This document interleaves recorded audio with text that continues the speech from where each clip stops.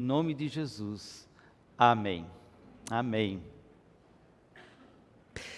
Nesse ano nós perdemos uma figura muito ilustre. Na verdade, foi um ano de muitas perdas, né? Várias pessoas no mundo artístico, no mundo da música, referências, né, históricas de gerações que nós perdemos. Mas eu quero fazer menção de uma pessoa aqui, porque vai relacionar também com um texto que eu quero ler logo em seguida. Essa pessoa, ela, assim, desde que me conheço por gente, ela já estava reinando. E até se falava que ela era eterna, que essa pessoa não ia morrer, mesmo que estava debilitada. E porque foi o reinado mais longo da história, e todas as vezes que falávamos desse reinado, lembrávamos dessa pessoa, dessa senhora. De quem eu estou falando? A Rainha Elizabeth. Exatamente.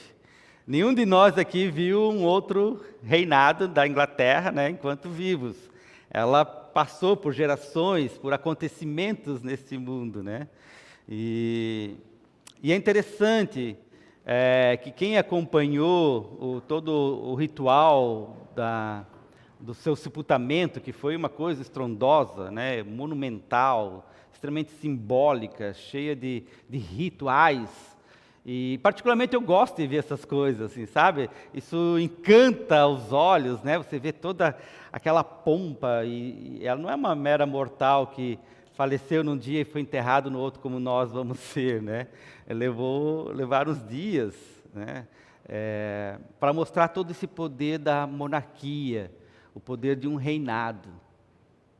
Ela representa esse reinado, essa monarquia humana, ela representa toda essa história também que a humanidade construiu, né, de forma de governar. E claro, como disse, com seus brilhos que os nossos olhos se enchem, mas muitas vezes também esses reinados são marcados por tiranias, esses reinados são marcados por conflitos, esses reinados são marcados por intrigas e até mortes, né? Quem acompanha filmes de época sabe o quanto que para se manter no poder você precisa fazer todo um jogo, né, de tirar um aqui, tira outro lá, elimina, para que você pudesse se manter no poder. É assim na história das nossas monarquias, dos nossos reinados, dos nossos governos, forma humana. E hoje, como é domingo do Cristo Rei, eu estou fazendo essa associação porque é o domingo em que a igreja fala também de um rei, também fala de um reinado. Mas não do reinado como nós conhecemos, ou como mencionei aqui, do reinado inglês ou de outros reinados. É de um outro reinado, é de um outro jeito de reinar, é de um outro jeito de ser rei. E é interessante nós fazermos essa comparação, porque o título rei, quando a gente coloca sobre Jesus, pode logo, já imediatamente, nos remeter a essa imagem que nós temos de reis e rainhas. Pode nos remeter toda essa pompa, essa glória, esse poder de palácios, de tronos, de cetros e tantas outras coisas. Mas nós precisamos, de alguma forma, desconstruir essa ideia e olhar para um outro tipo de rei, um outro tipo de reinado, um outro jeito de governar, um outro jeito de ser o Senhor dos senhores, o Rei dos reis, como dizia na grande composição de Handel, o Messias, King of Kings, Lord of Lords. Mas quem é esse Rei dos reis, Senhor dos senhores? Como ele reinava, como ele exercia esse exercício de poder? E aí o texto que me ocorre é um texto que você vai dizer, pastor, esse texto acho que está equivocado, ele está fora do lugar, ele está fora de época. Porque o texto que eu quero ler é o texto da crucificação de Jesus, que está lá em Lucas 23. E aí você diz, mas esse texto a gente lê na Páscoa, esse texto a gente lê na Sexta-feira Santa. esse texto a gente só medita lá, esse é o problema. Às vezes a gente, historicamente, tradicionalmente, a gente amarra alguns textos, a gente amarra alguns acontecimentos, apenas a algumas datas, e depois não se mexe neles até a próxima vez que chegar lá. Então, alguns textos de Natal a gente só fala no Natal, alguns textos de Páscoa a gente só fala na Páscoa. Mas esse texto da crucificação não se restringe a uma data, não se restringe a um acontecimento que hoje nós lembramos. É a narrativa do maior acontecimento da humanidade. É a narrativa de um fato marcante que fez uma divisão da história.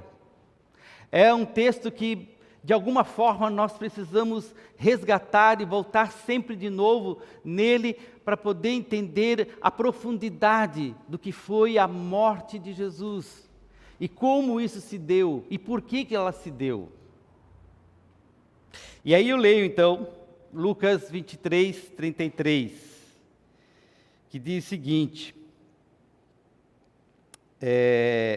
quando chegaram ao lugar chamado Caveira, ou Gólgota, ali o crucificaram com os criminosos, um à sua direita e o outro à sua esquerda. Jesus disse: Pai, perdoa-lhes, pois não sabem o que estão fazendo. Então eles dividiram as roupas dele, tirando sortes. O povo ficou observando e as autoridades o ridicularizavam. Salvou os outros, diziam. Salva-se a si mesmo, se é o Cristo de Deus, o escolhido. Os soldados, aproximando-se também, zombavam dele, oferecendo-lhe vinagre. Diziam: se você é o rei dos judeus, salva-se a si mesmo. Havia uma inscrição acima dele que dizia: este é o rei dos judeus. Um dos criminosos que ali estavam dependurados lançavam-lhe insultos: você não é o Cristo? Salva-se a si mesmo e a nós. Mas o outro criminoso o repreendeu, dizendo: você não teme a Deus, nem estando sob a mesma sentença? Nós estamos sendo punidos com justiça, porque estamos recebendo o que os nossos atos merecem. Mas este homem não cometeu nenhum mal. Então lhe disse: Jesus, lembra-te de mim quando entrares no teu reino. Jesus respondeu: eu lhe garanto, hoje você estará comigo no paraíso. Vejam, Jesus foi crucificado com a pior sentença de morte, com o instrumento mais humilhante que era a cruz. Que para os conterrâneos de Jesus, para os que estavam lá vendo aquela situação, aquele cenário de horror, de morte, a cruz não tinha a beleza que tem para nós hoje em dia. Porque hoje a cruz ela tem uma certa beleza. Nós colocamos cruzes nas nossas igrejas, nós carregamos cruzes no nosso peito, nós temos pingente de cruz, adornos de cruz, nós colocamos cruzes. E essas cruzes virou para nós apenas símbolo, um objeto, mas para Jesus significou morte e sofrimento. E para os que estavam lá presenciando aquela cena de horror, era o instrumento pior de morte que alguém poderia passar. Somente criminosos hediondos eram executados dessa forma. Agora o contrassenso, o contraponto é, dessa forma, dessa pior forma de morte, é que Jesus se revela quem Ele é. Havia até uma inscrição nessa cruz, que foi colocado lá para zombar, dizendo: este é o rei dos judeus. Este é o rei dos judeus. Agora eu fico imaginando, meus queridos, pense um pouco comigo, como eu mencionei, fazendo essa comparação desse funeral, dessa cerimônia toda que foi feita para a monarca, a rainha Elizabeth, com toda a pompa, com todo esplendor. Compare com o tipo de morte que Jesus teve. Nada a ver. Totalmente oposto, totalmente diferente, contrário, inimaginável. Por isso eu entendo que, como aquelas pessoas que estavam lá vivenciando isso, poderiam dizer: esse é do rei, esse é o nosso rei. Mas veja como ele morre como um criminoso. Ele não morre como um rei, ele não é sepultado como um rei. Ele é sepultado como um criminoso. Então, na cabeça das pessoas, isso é um absurdo. Paulo vai dizer isso, é uma loucura, isso é um escândalo. Se esperava no tempo de Jesus um rei, se esperava um grande governante, se esperava o libertador, se esperava aquele que viria, restauraria Israel e colocaria Israel no topo. Tiraria Israel do governo de Roma e estabeleceria em Israel um novo reinado, mas um reinado humano, com monarquia, com todo o poder que existe, com toda a corte que nós conhecemos. Era essa a expectativa. É assim que eles esperavam que o libertador viria. Então, quando eles olham para Jesus, quando eles olham para aquele homem desfigurado, daquele jeito eles pensam: como esse pode ser o nosso rei? Não combina, não fecha. Há coisa errada aqui. Por isso é interessante observar como as pessoas olham na volta, como elas observam. E aí aqui Lucas narra como elas têm comportamentos, diz, alguns zombam. Sim, eles zombam porque dizendo, esse é o cara, esse que vai nos libertar. Ele está morrendo, ele não tem força nenhuma, ele está sendo subjugado por Roma, ele está sendo morto pelas autoridades religiosas. Então há uma zombaria, há um escárnio, há uma total falta de conexão, de poder dizer que em Jesus estava ali o reino de Deus. Para nós hoje, 2000 anos atrás, isso é fácil, porque nós nascemos, nós crescemos ouvindo isso, a gente já está internalizado isso, a gente sabe a história, isso nos é contada, a gente acredita pela fé. Mas vamos ser sinceros, o quanto nós estaríamos convictos disso, como nós estamos se estivéssemos lá, presente, diante daquela cena de horror, enxergando tudo isso. Talvez seríamos uns dos zombadores. Talvez seríamos um daqueles que também diriam, esse não é o rei que eu quero. Esse não é o rei que eu espero. Eu quero um rei que vem de cavalo, com força, com espada, com exército. Com um montidão de gente. Não dessa forma. Mas interessante que alguns também observam, alguns olhares estão lá, estão tristes. Alguns baixam a cabeça, uns batem no peito. E é interessante que, diante de tudo isso, há reconhecimento de quem é Jesus. E o que salta aos meus olhos é esse diálogo que Jesus tem com os dois criminosos, que está lá entre dois criminosos, que sim, eles cometeram crimes. Um chega a dizer, olha, ele não fez nada, que mal Jesus fez e está passando a mesma coisa que nós estamos passando.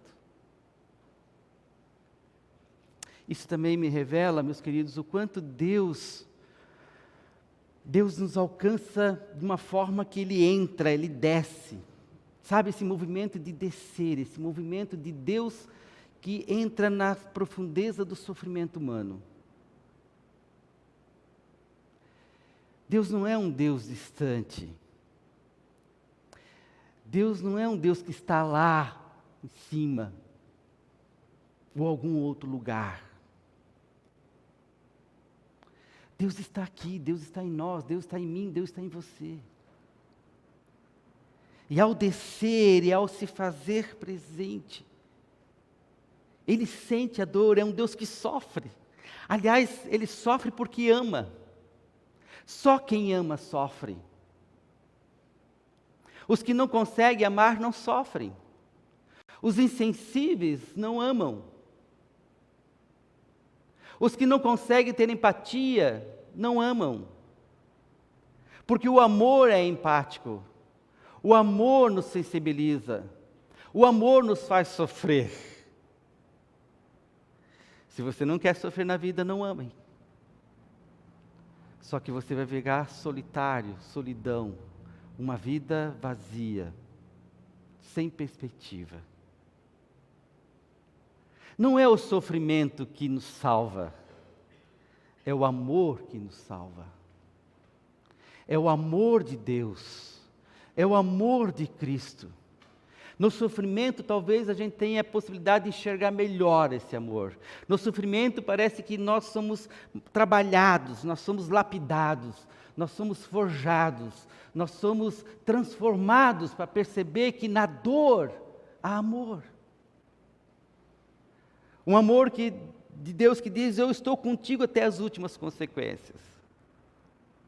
Porque isso chama-se misericórdia. O nosso Deus é misericordioso. É a misericórdia de Deus. E no diálogo que Jesus tem com esses ladrões, isso se revela, isso se demonstra. Um deles já olha para Jesus e diz, como toda a multidão que está ali dizendo: salva-te a ti mesmo, entra na zombaria, entra na mesma vibe, e começa a dizer: desce da cruz, desce, salva-nos. Se você é o Cristo, salva a ti mesmo e salva a gente. Ele vai na mesma entoada, ele vai no mesmo grito de ordem da multidão, zombando de Cristo. E Jesus silencia. É interessante que Jesus não responde nada para ele. Jesus nem retruca, Jesus nem o questiona, Jesus nem o repreende. Simplesmente silencia. Às vezes eu fico pensando que o silêncio de Deus também é assim conosco. Uma paciência silenciosa. Às vezes Deus tem uma paciência silenciosa conosco. Porque se Deus fosse reagir a todas as vezes que a gente age, reage, que a gente fala bobagem, age mal, nós não estaríamos aqui hoje nesta manhã. Por isso que a palavra do Senhor diz que Ele renova as suas misericórdias todas as manhãs para não sermos consumidos. O Senhor renova as suas misericórdias para conosco todas as manhãs, sobre você, sobre mim, sobre aquele que a gente não gosta. O Senhor renovou as misericórdias também sobre ele. Porque não é só para alguns. Alguns acham que é só para alguns. Mas as misericórdias do Senhor são renovadas para todos. Jesus diz que a bondade do Senhor faz com que venha sol e chuva sobre todos, e não só sobre alguns. Porque de novo Deus dá a possibilidade. Mas é um algoz, é um criminoso. Jesus se silencia. Mas aquele outro que se arrepende, ou pelo menos ele constata, pelo menos ele percebe que há uma diferença nesse que está morrendo junto. Há uma diferença, há uma inscrição, Rei dos Judeus, e ele olha para aquilo e diz: lembra-te de mim quando entrares no teu reino. Interessante essa fala, as suas últimas falas, suas últimas palavras: lembra-te de mim quando entrares no paraíso. Ele não diz: tira-me da cruz. Ele não diz isso. O outro disse para tirar da cruz. O outro queria se livrar da cruz. O outro queria se livrar do problema. Mas esse não. Esse diz: lembra-te de mim quando entrares no paraíso. Ou seja, ele sabia que o que ele estava passando também era consequência. Ele iria até o fim, ele ia ter morte de cruz. Eles iriam morrer juntos. Mas também iam entrar juntos no reino de Deus. E aí Jesus diz: hoje você vai estar comigo no paraíso. Hoje. E essa palavra hoje, meus queridos, ela é fundamental, ela é profunda, porque hoje não significa hoje de horas, o nosso tempo medido. Para Deus, um dia como 1000 anos e 1000 anos como um dia, não é uma questão de tempo, mas o que Jesus está dizendo: olha, nessa realidade, nessa nova realidade, nesse novo reinado, nesse paraíso, você vai estar comigo. Você vai sair da sombra, você vai sair das trevas, e você vai encontrar luz, e você vai estar na luz, porque você vai estar comigo. O fato de você ter reconhecido em mim, ter olhado para mim, ter percebido que que eu estava transfigurado, mudado, transformado, e você conseguiu enxergar ali o rosto de Jesus, a graça, o Filho de Deus, é que deu a você a possibilidade de entrar no reino. Talvez a pergunta para nós hoje é: como a gente olha hoje para Jesus? Qual é o nosso olhar para Cristo? Como nós o enxergamos? Um rei, um monarca, poderoso nos nossos modelos? Ou conseguimos enxergar que mesmo em meio à dor, ao sofrimento, ao escárnio da cruz, ali está a face divina de Deus? Porque essa forma de olhar, queridos, determina a nossa vida. Determina o nosso jeito de viver, de pensar e de crer. E talvez a pergunta que nós precisamos também nos fazer é: que Deus que de fato a gente crê?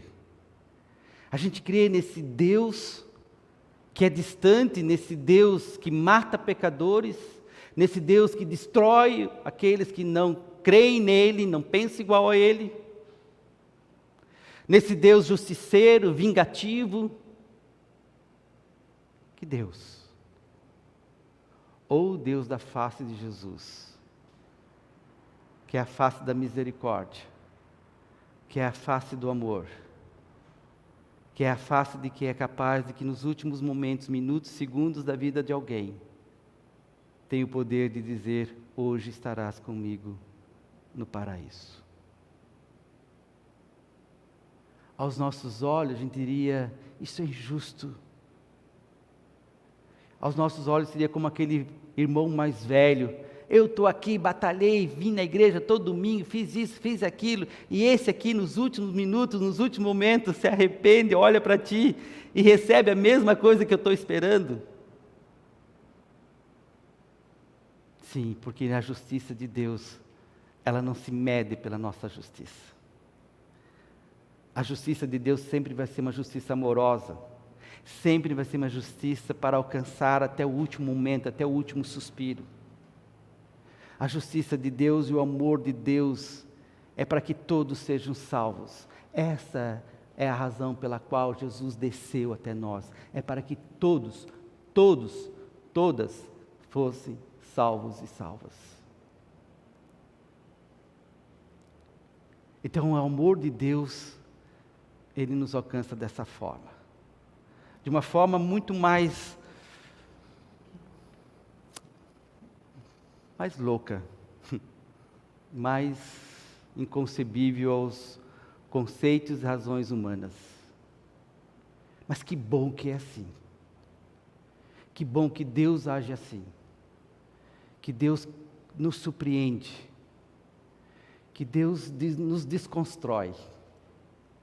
E que Deus nos desconstruir, às vezes, das nossas certezas, das nossas coisas que a gente vai construindo e diz: eu quero apenas que você confie em mim, que você creia em mim, que você olhe para mim, e que você perceba em mim que eu sou o teu Senhor, eu sou o teu Deus, eu sou o teu Rei. No reinado de Cristo, não prevalece a morte.